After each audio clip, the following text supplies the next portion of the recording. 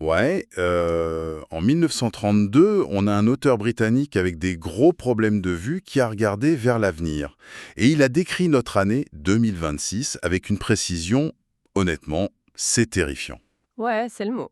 Et le plus troublant dans tout ça, c'est qu'il n'a pas du tout prédit l'ascension d'un dictateur sanguinaire, tu sais, le genre à brûler les livres sur la place publique. Non, pas du tout. Non, lui, il a anticipé une menace qui est bien plus insidieuse.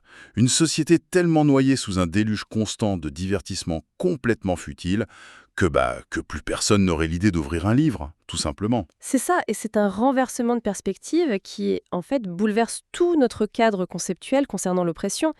Parce que pendant des décennies, l'angoisse collective, elle s'est focalisée sur la vision de George Orwell. Ah oui, 1984. Big Brother, tout ça.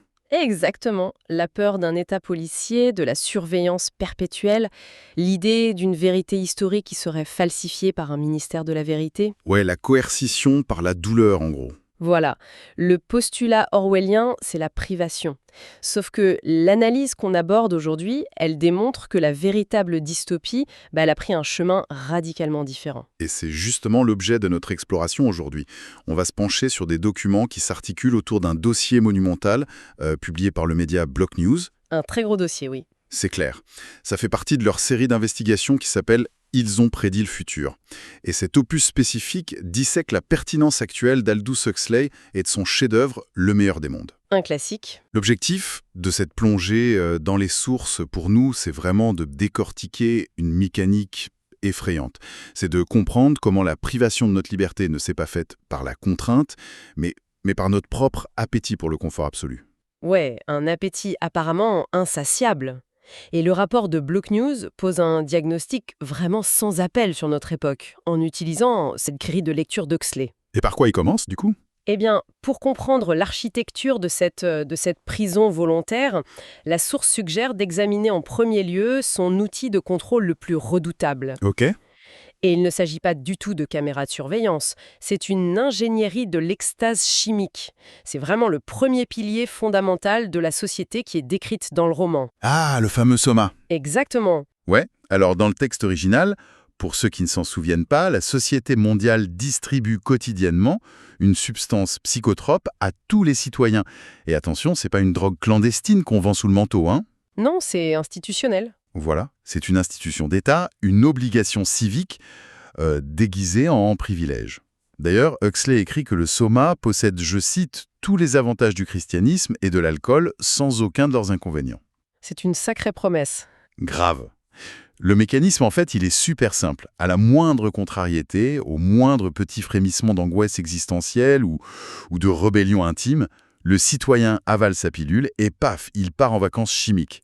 L'esprit est instantanément anesthésié. Et c'est là que la transposition de cette mécanique à notre réalité de 2026 devient fascinante. C'est vraiment l'un des passages les plus denses du rapport Block News. Qu'est-ce qu'ils disent exactement là-dessus? Ils avancent que le soma n'a pas pris la forme d'une pilule universelle, mais d'une architecture numérique. Ah, bien sûr, les écrans. Ouais, le flux ininterrompu de contenu, tu vois, les algorithmes de recommandation hyper spécialisés sur des plateformes comme TikTok ou Instagram, en fait, ça fonctionne très exactement sur le même circuit neurologique. C'est fou quand on y pense. Et l'article insiste bien, c'est pas juste une métaphore littéraire un peu poétique. Les concepteurs de ces interfaces s'appuient sur des décennies de recherche en psychologie comportementale pour stimuler la dopamine dans notre cerveau. Ouais, le circuit de la récompense. Exactement. Le geste du swipe, le défilement infini sur nos écrans, c'est littéralement l'administration d'une microdose. Ouais, le parallèle avec les machines à sous dans les casinos, il est évident. Mais ce qui est détaillé dans la source va beaucoup plus loin, je trouve. C'est-à-dire? En fait, le cerveau humain, il est programmé pour chercher des motifs et des récompenses. Dans un casino, on tire un levier, on a une fraction de seconde de suspense, et bam, la machine délivre une récompense visuelle et sonore de manière totalement aléatoire. Oui, le fameux ratio d'incertitude. C'est ça. C'est cette incertitude qui crée l'addiction.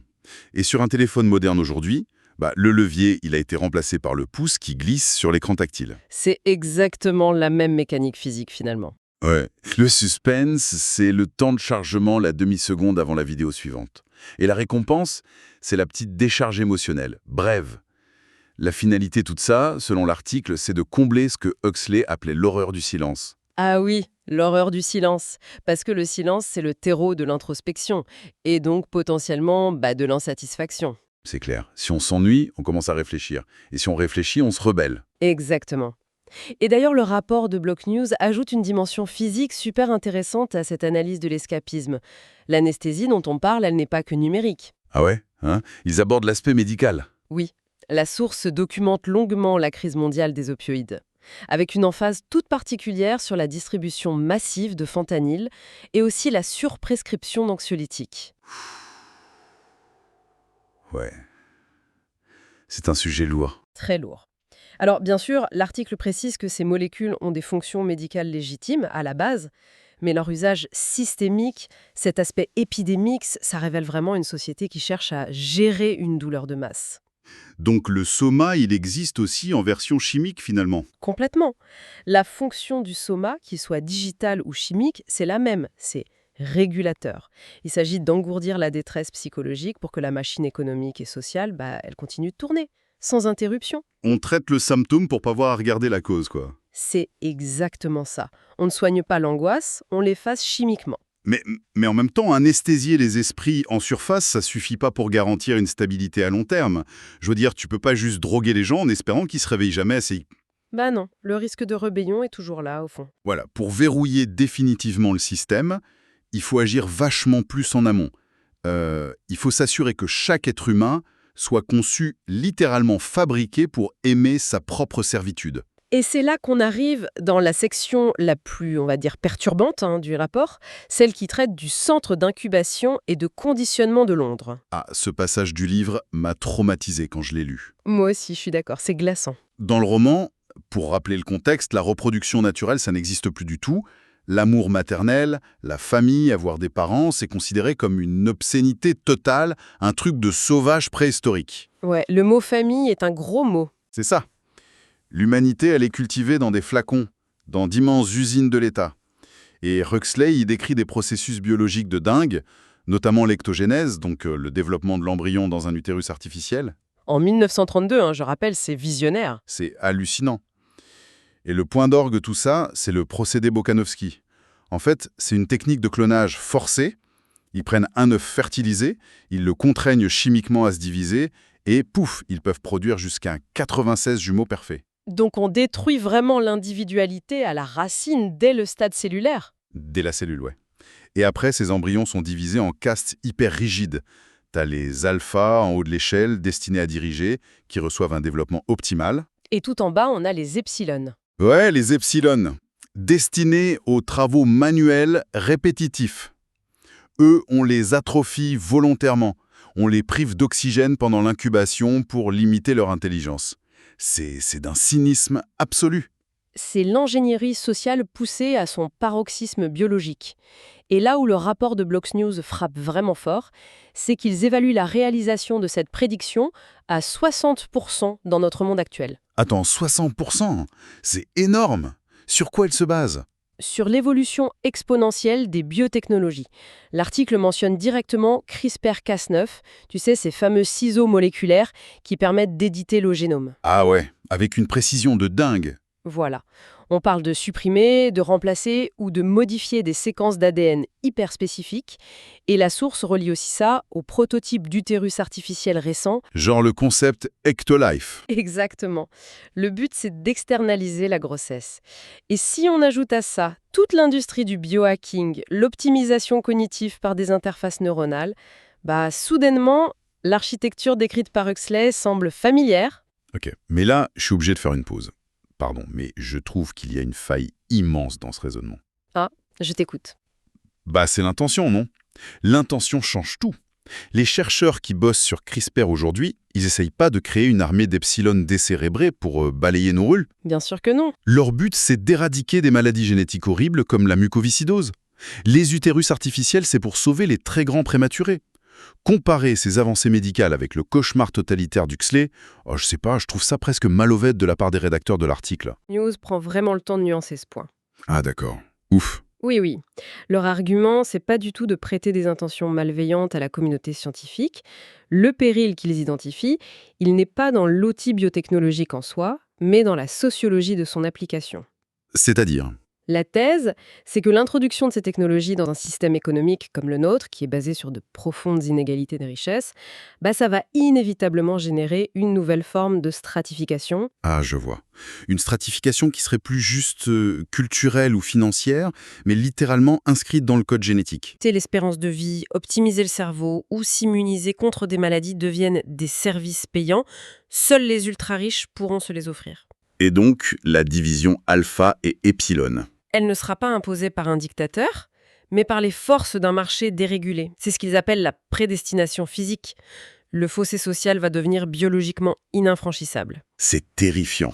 La police prédictive d'Orwell devient complètement obsolète si on peut juste programmer un individu pour qu'il soit satisfait de sa condition dès le départ. Exactement. Mais, ok, la prison est construite autour du code source de l'individu. Mais même avec une société stratifiée génétiquement et, disons, chimiquement anesthésiée avec le soma, comment tu maintiens la cohésion sociale tous les jours? La biologie, c'est le matériel.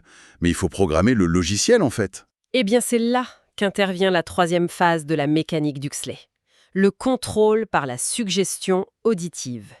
L'hypnopédie. Oh là là, oui. Le principe dans le bouquin est diaboliquement ingénieux. L'éducation, la philo, l'esprit critique, tout ça, on oublie. À la place, ils mettent des petits haut-parleurs sous les oreillers des enfants. Dès la naissance, quasiment. Dès leur plus jeune âge, ouais. Et pendant qu'ils dorment, la machine murmure des slogans, en boucle, des millions de fois, des petites phrases courtes, simplistes, genre « un gramme en vaut mieux qu'un drame » pour les pousser à prendre du soma. Où tout le monde appartient à tout le monde. Voilà. Pour abolir l'exclusivité affective. Ou encore, plus on rapièce, plus on s'appauvrit, pour stimuler la consommation à outrance. À force, l'enfant se réveille persuadé que ses pensées sont les siennes. L'idéologie de l'État devient la structure même de leur conscience. Ouais. Et l'analyse de Block News attribue carrément un score de 100% de réalisation à cette prédiction. 100%, hein? Rien que ça. Ouais. Évidemment, la technologie moderne n'a pas besoin de glisser des enceintes sous nos oreilles. L'hypnopédie de 2026, elle se fait en plein jour. À l'état de veille. Via les bulles algorithmiques. Exactement. On évolue dans des chambres d'écho. Nos propres croyances nous sont renvoyées en boucle, validées, amplifiées. Le rapport détaille l'action des fermes de trolls, de la pub ciblée. Et le but, c'est pas de forcer une idée. Non, le but, c'est de saturer l'espace informationnel. Il faut noyer la complexité sous un déluge de trucs ultra simples à digérer. C'est créer un épuisement intellectuel, en fait. Face à un monde trop complexe, notre cerveau, il choisit la facilité. Et d'ailleurs, l'article soulève un truc fascinant là-dessus. La tyrannie de la positivité, la culture du feel-good. Ah oui, cette section est particulièrement clinique. Le dossier décrit une injonction sociétale forte, presque une institution, à fuir absolument toute forme de négativité. Et ils font le lien avec des trucs comme la cancel culture, non? Oui, tout à fait.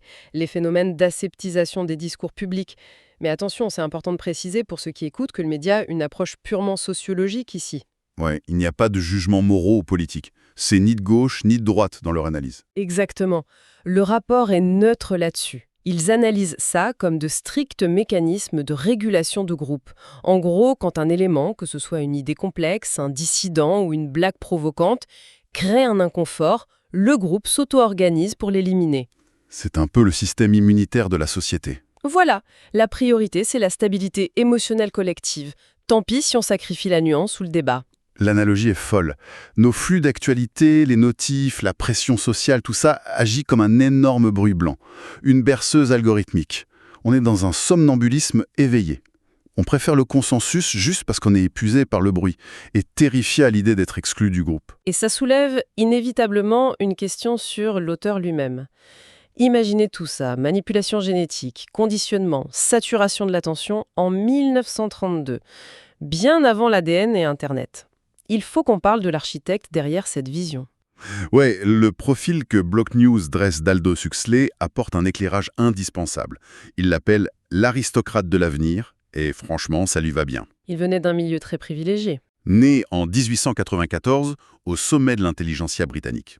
Son grand-père, Thomas Henry Huxley, c'était un biologiste tellement acharné à défendre Darwin qu'on l'appelait le bulldog de Darwin. Ça explique son obsession pour la biologie comme instrument de pouvoir. Exactement, il baignait là-dedans. Mais le rapport met aussi en lumière un détail biographique qui a tout changé. À l'adolescence, Huxley a contracté une inflammation oculaire grave, une kératite punctata. Il est devenu pratiquement aveugle pendant plusieurs années. Ah, Ah, je savais pas, il a dû apprendre le braille et tout ça. Ouais, il a dû abandonner ses rêves de devenir scientifique, et le dossier suggère que cette cécité temporaire l'a forcé à développer une vision intérieure, une acuité analytique détachée des apparences. C'est super intéressant parce que ça crée un contraste fondamental avec les autres géants de l'anticipation. L'article le compare de manière hyper pertinente avec Philippe K. Dick. L'auteur de Blade Runner. Oui, et de Minority Report, Dick, lui, il écrivait depuis les marges. Il luttait contre la pauvreté, il était englué dans une paranoïa clinique, il était persuadé que le système voulait le détruire de l'extérieur. Ces mondes sont sombres, pluvieux, très oppressifs. Orwellien, presque. Voilà. Alors que Huxley, il observe l'humanité depuis le sommet, depuis les hauteurs étourdissantes de l'élite. Il n'est pas paranoïaque du tout, il a juste regardé comment fonctionnait le pouvoir et nos désirs, et il en a tiré une conclusion mathématique. La conclusion très cynique que l'être humain, face au choix entre la liberté et le confort, choisira presque toujours le confort. Parce que la liberté, c'est lourd, ça implique l'angoisse de l'échec, la responsabilité. Alors que le confort tiède, surtout s'il est soutenu par des petites décharges chimiques, c'est immédiat.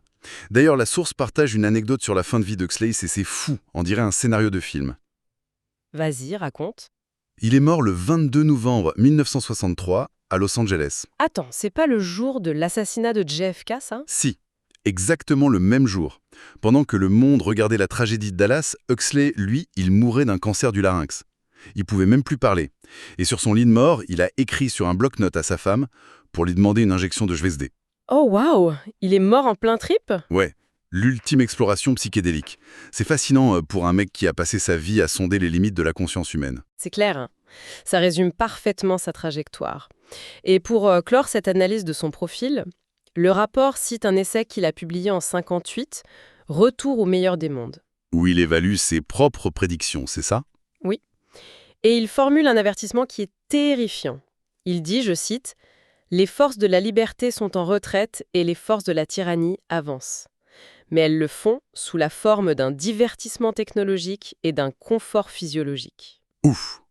Ce qui nous ramène au verdict implacable du dossier. Si on fait le bilan des prédictions d'Huxley pour 2026... Les fameux scores. Ouais, les chiffres donnent le vertige. L'ingénierie sociale et la stratification par les biotechnologies, ils évaluent ça à 70%. Déjà énorme. La gouvernance par la dictature du plaisir et le contrôle de l'attention, ça monte à 90%. Et le soma? Le soma, l'économie de la dopamine et la gestion chimique de l'angoisse, c'est 100%. Bilan global, OK. Un système opérationnel évalué à 85%. La réalité a rattrapé la fiction, avec pas mal d'avance en fait. Le message fondamental qui se dégage de cette exploration des sources, il est sans appel. L'investigation démontre que notre société n'est pas écrasée par la botte d'un oppresseur extérieur. Non, le savoir est partout. Il est partout, tout le temps, mais il est rendu inoffensif, noyé dans un océan d'insignifiance. On est devenu, en gros, les clients super satisfaits d'une immense cage dorée. On paye notre abonnement mensuel à notre propre pression, parce qu'elle est désirable, douce et hyper divertissante. Le diagnostic est posé. Et franchement, ça retourne le cerveau. Parce que si ce sont nos propres pulsions, la peur du vide, la soif de like, le refus de l'inconfort qui scellent la porte de l'intérieur, la notion même de résistance, elle doit être redéfinie. C'est ça la vraie question. Ouais. Comment tu te rebelles contre un système qui anticipe le moindre de tes désirs et te l'offre sur un plateau en C? Et c'est la réflexion que je voudrais laisser à notre audience aujourd'hui, pour prolonger tout ça. Vas-y. Si le divertissement perpétuel, c'est l'aliénation, est-ce que le dernier acte de sédition authentique, ce ne serait pas paradoxalement de rechercher l'inconfort? Intéressant. D'avoir le courage de s'asseoir dans une pièce vide, de tolérer le silence écrasant, de s'exposer à la contradiction et d'embrasser l'ennui comme un véritable espace de liberté intellectuelle. Chacun pourra laisser mûrir ça silencieusement dans un coin de son esprit, juste avant, bien sûr, que le pouce ne reprenne son glissement infini sur l'écran.